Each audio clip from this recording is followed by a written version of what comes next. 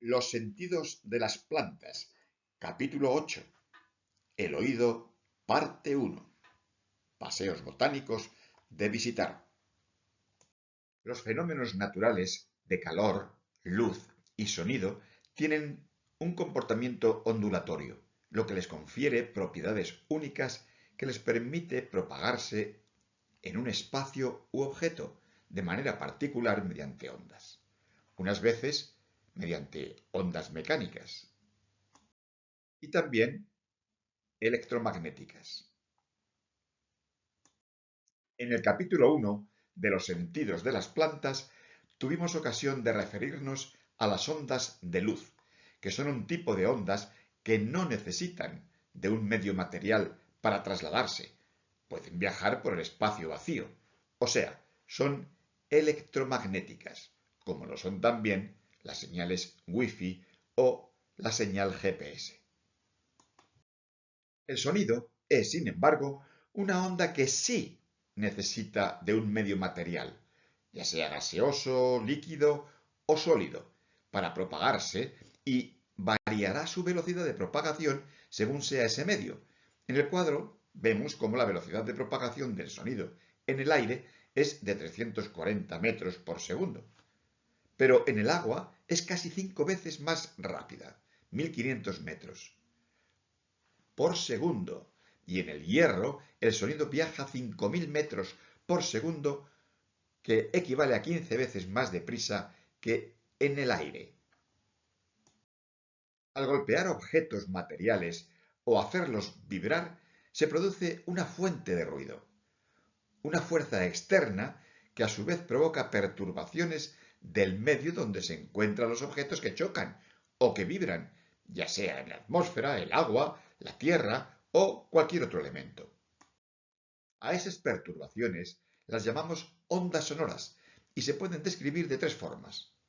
Uno, como pequeños desplazamientos de las partículas del medio, que son ondas de desplazamiento, cuyo ejemplo vemos en la onda producida en este muelle al que se le comprime y descomprime.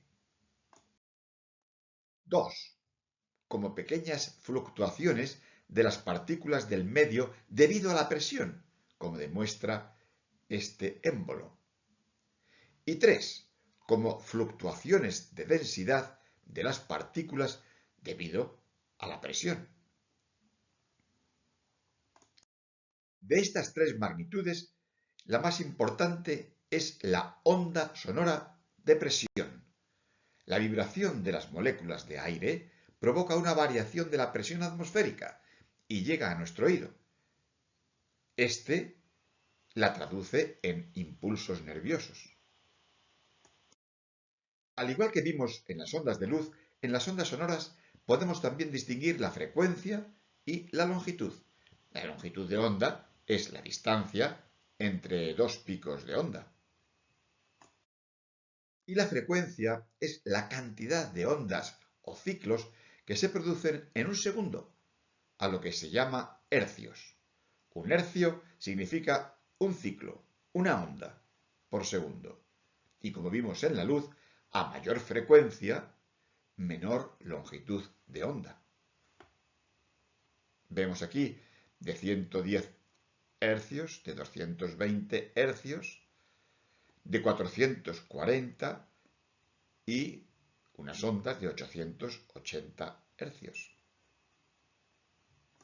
Nuestras orejas, o pabellones auditivos, por decirlo más finamente, captan la diferencia de presión atmosférica producida por las ondas sonoras y envía a estas concentradas al conducto auditivo en forma de vibraciones que llegan hasta el tímpano, haciéndolo vibrar también. El tímpano transmite estas vibraciones al oído medio, donde los huesecillos, martillo, yunque, lenticular y estribo las amplifican para convertirlas en energía mecánica hasta el líquido de la cóclea. Allí las vibraciones se convierten en energía hidráulica que estimula las células ciliadas. Esas células ciliadas o pilosas, en número de unas 24.000, recogen las vibraciones de los líquidos endolinfa y perilinfa y generan patrones diferenciados, característicos de cada onda, por su tono o frecuencia y por su amplitud o volumen. En la cóclea o caracol se genera un mapa tonotópico, de modo que los tonos audibles de menor frecuencia, o sea, de 20 hercios, se perciben en la parte más interna del caracol, mientras que los de mayor frecuencia van ocupando lugares hasta la base, donde se localizan los tonos de 20.000 hercios. En la cóclea es también donde la energía hidráulica y mecánica se convierte en energía química. Y esta química generará los impulsos eléctricos que son transmitidos primero al nervio acústico y posteriormente al nervio auditivo hasta llegar al cerebro, el órgano maravilloso que nos permite reconocer una melodía o descifrar la fonética del lenguaje. En sentido estricto, llamamos sonido solamente a ese tipo de ondas de presión atmosférica captadas por nuestro oído, o sea, a esas ondas audibles. En relación a este hecho, es conocida la siguiente pregunta filosófico-científica que os hago a vosotros. Si un árbol cae en medio del bosque, pero nadie lo escucha, ¿hará ruido? Os voy a dejar que penséis en ello mientras seguimos con la exposición. Los humanos oímos sonidos dentro del rango de frecuencias desde 20 hercios a 20.000, es decir, ondas sonoras cuya frecuencia varía desde las 20 a las 20.000 por segundo. Ya sabéis que, como pasaba con la luz, también hay por debajo, que se llamaría infrasonidos, por debajo de 20 hercios, y por encima de los 20.000, que los llamaríamos ultrasonidos. Ambos tonos, tanto los infra como los ultra, no son audibles para el humano, pero sí para muchos animales. El nivel de intensidad del sonido se mide en una unidad denominada Bell, en homenaje a Alexander Graham Bell. En la práctica, un submúltiplo de esta unidad es lo que más se usa, el decibelio. Para que nos hagamos idea de las intensidades, diremos que las hojas de árbol movidas por la brisa tienen una intensidad de 20 decibelios. Radio o televisión a bajo volumen, 40 decibelios. Una conversación común llegaría a los 60 decibelios. El tráfico urbano intenso, 70 decibelios. La remachadora o perforadora, 100 decibelios. Una bocina de automóvil, 120 decibelios. Y un umbral, para que la sensación llegue a ser dolorosa, requeriría 140 decibelios. Con un poco más de detalle, os dejo aquí una escala de intensidad por si queréis consultarla.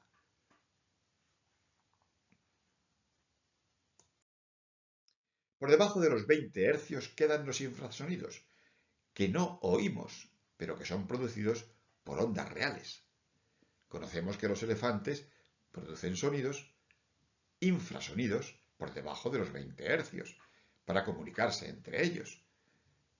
Luego estaría el espectro audible de 20 hercios a 20.000. Y por encima de 20.000 hercios los llamamos ultrasonidos, bien de baja frecuencia, de alta frecuencia o los que ya llegan a 10 megahercios, 100.000 ondas por segundo que se utilizan en los diagnósticos. A los infrasonidos también se les conoce como ruido negro y serán objeto de atención más adelante. Las ondas sonoras que tienen más de 20.000 hercios o ciclos por segundo tampoco las oímos, pero también existen, como hemos visto, son los ultrasonidos, que tanto apreciamos en los dentistas, en las ecografías o en el sonar de los barcos. De entre los sentidos vegetales, el de oír es el más controvertido. Existe en muchas personas la creencia de que las plantas crecen más y mejor cuando se las habla, en especial si se trata de palabras cariñosas, susurradas, y que se marchitan, sin embargo, cuando se las trata a gritos. Si esta práctica nos ayuda a valorar la naturaleza, pues bienvenida sea, pero sin pasarnos, porque a veces las metáforas y un primitivo animismo nos hace atribuir cualidades humanas a nuestras mascotas, plantas familiares o hechos naturales, o a identificarnos nosotros con esas criaturas, en un recíproco intercambio de sensaciones, emociones y sentimientos en los que unas veces somos el amo y otras nos sentimos perro o cactus. Pero volvamos al sonido. Si el mecanismo que nos permite oír a los humanos consiste en captar las vibraciones de ondas sonoras que se transmiten por el aire, pocos seres estarían más dotados para ello que las plantas o los árboles que viven permanentemente a la intemperie y que despliegan miles de pantallitas planas similares a orejas, atentas a los innumerables ruidos naturales. Hay dos orejas muy típicas, la de elefante, Alocasia macrorrizos, y la oreja de oso, Ramonda micondi. No podemos afirmar que las plantas no oyen argumentando que las hojas no son pabellones auditivos, ya que tampoco tienen ojos y ven, ni tienen pituitaria y huelen, ni poseen papilas gustativas y sin embargo degustan miles de sustancias que apetecen o desechan. Es más difícil, no obstante, suponer un cerebro vegetal que integre e interprete las señales eléctricas como lo hacemos nosotros. Pero también hemos visto que las plantas no necesitan un cerebro centralizador que organice sus respuestas, sino que pueden hacerlo desde varias de sus partes que conforman su estructura global y que pueden actuar de forma independiente unas de otras. En los años 60 y 70 hubo una fiebre por demostrar que las plantas tenían sentimientos, como pretendía el agente de la CIA Clive Baxter, que conectó una drácena al detector de mentiras para medir el tiempo que tardaba la plantita en alegrarse después de ser regada. E incluso sostuvo que podía influir telepáticamente sobre la drácena y hacerla sufrir si la transmitía pensamientos de odio. Pero nadie ha podido corroborar esta afirmación utilizando métodos científicos. Era un tiempo, el de 1959, en que se mantenía que las plantas a las que se rezaba progresaban, mientras aquellas a las que se bombardeaba con pensamientos negativos morían. Dorothy Rdyak mantuvo también en esos años que plantas como los rododendros, los geranios, las violetas y el maíz prosperaban cuando se les hacía oír música clásica.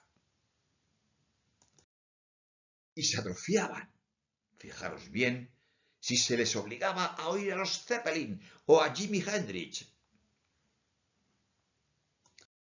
En la India aseguraban en esos años que la música de flauta hacía crecer más ramas en los tagetes, contradiciendo los pioneros estudios de Darwin, que no encontró reacciones en las plantas a las que él mismo, experimentando, les ofrecía conciertos con su fagot.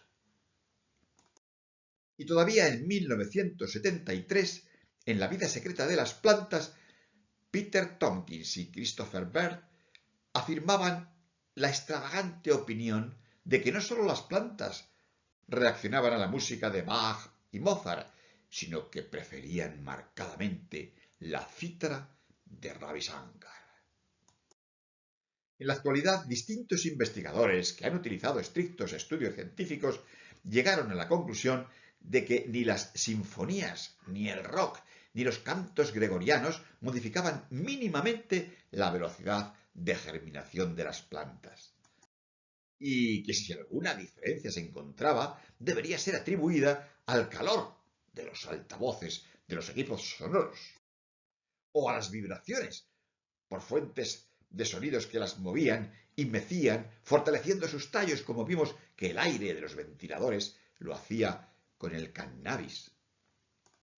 Ahora bien, tampoco el hecho de que el genoma de la Arabidopsis thaliana contenga 4 genes relacionados con la sordera humana es una prueba de que las plantas sean sordas. El que las miosinas intervengan en la formación de pilosidades en las raíces de las plantas y en las células pilosas de los oídos humanos significa que esas proteínas intervienen en funciones similares a nivel celular, pero no que realicen la misma función en el organismo en relación con la audición, claro. Como vemos, la mayoría de los estudios que se han realizado para investigar si las plantas oyen han utilizado la voz humana o instrumentos musicales como estímulos. Sin embargo, como bien señala Daniel Chamovitz, es dudoso que estos sonidos, sus frecuencias, volúmenes o melodías sean tan relevantes para las plantas como lo son para los humanos. No obstante, sí que puede haber otros sonidos que hayan tenido o sigan teniendo importancia porque proporcionen a la planta alguna ventaja evolutiva en relación con su supervivencia. Mónica Gagliano, Stefano Mancuso y sus colegas están intentando construir bases teóricas y prácticas de lo que han denominado bioacústica vegetal. Estos investigadores mantienen que sonidos como el zumbido de las abejas, abejorros y otros insectos podrían ser una señal para que las flores desarrollen algún mecanismo que facilite la polinización, atrayendo a los insectos. El mismo Daniel Chamovitz ha participado en investigaciones sobre la influencia que estos zumbidos de abejas y polillas tienen mejorando la calidad del néctar de las flores de onagra que los oyen. Investigadores de la Universidad de Tel Aviv tomaron 650 flores de prímula y analizaron sus niveles de producción de néctar. Después observaron si reaccionaban a sonidos en 3 frecuencias distintas, altas, medias y bajas, de una grabación del zumbido de una abeja y también ante el silencio.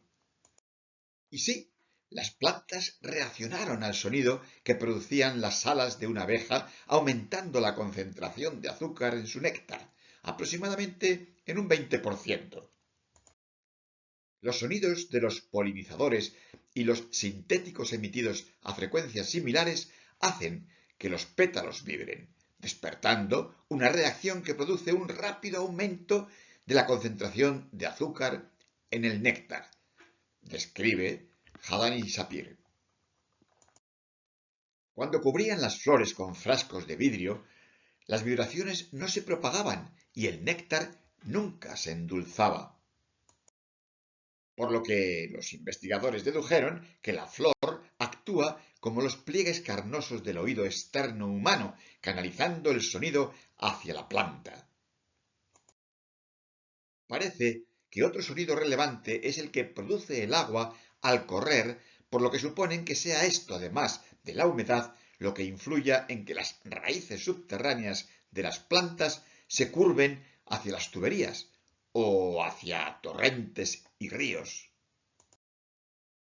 Nos hemos limitado a hablar aquí de la posibilidad de que sonidos audibles por el oído humano sean también significativos para las plantas y éstas demuestren que los reciben. Sin embargo, ¿podría haber otros sonidos fuera del espectro audible que fuesen sin embargo significativos para las plantas? ¿Qué dice la bioacústica de la posibilidad de que infrasonidos y ultrasonidos pudiesen provocar reacciones en los vegetales? Si me lo permitís, la parte 2 de este capítulo la dedicaremos a este asunto. Mientras tanto, recibid el cariñoso saludo con el que estas amables psicotrias selata os agradecen vuestra atención.